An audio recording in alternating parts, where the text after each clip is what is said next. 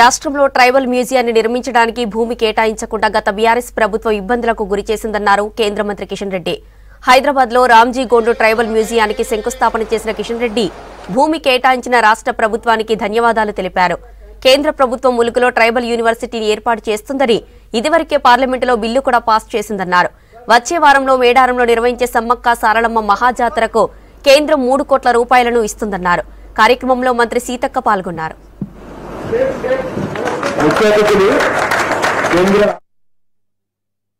తెలంగాణ గిరిజనుల యొక్క ఆత్మ గౌరవాన్ని కాపాడే దిశలో స్వాతంత్ర పోరాటం చేసి ఆ రోజు నిజాంకు వ్యతిరేకంగా రజాకర్లకు వ్యతిరేకంగా పోరాడినటువంటి గిరిజన వీరుడైనటువంటి రామ్జీ గోండు మరి మ్యూజియంను ఈరోజు గిరిజన స్మారక మ్యూజియంగా మనము భూమి పూజ చేసుకుంటే సందర్భంగా తెలంగాణలో ఉన్నటువంటి గిరిజన సోదరిమణులందరూ కూడా నమస్కారాలు తెలియజేసుకుంటున్నాను, శుభాకాంక్షలు.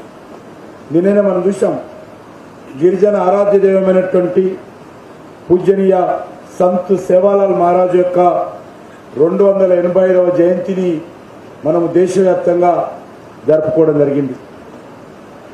రాష్ట్ర వ్యాప్తంగా దేశవ్యాప్తంగా ఈరోజు గిరిజన సంక్షేమాల పట్ల మనమందరం దృష్టిని కేంద్రీకరించాల్సినటువంటి అవసరం ఉంది. గిరిజన సంస్కృతి, గిరిజన సాంప్రదాయాలు, వాళ్ళ ఆచార వ్యవహారాలు గౌరవించాలి. భవిష్యత్తు తరాల కోసము ప్రిజర్వ్ చేయాల్సినటువంటి అవసరం ఉంది. దానికోసం ఈరోజు కేంద్ర ప్రభుత్వం కూడా చిత్తశుద్ధితో పనిచేస్తా ఉన్న విషయాన్ని మనం చేస్తా ఉన్నాము. ఒకవైపు కొమరం భీం గాని, అదేవిధంగా రామ్జీ గోండ్ గారు గాని ఆదివాసుల నుంచి ఒక ఉద్యమాన్ని నడిపి స్వతంత్రం కోసం, స్వేచ్ఛ కోసం, జల్ జంగిల్ జమీన్ కోసం పోరాడి అమరులైన దాంట్లో వారిద్దరు కూడా ప్రముఖంగా ఉండడం జరిగింది.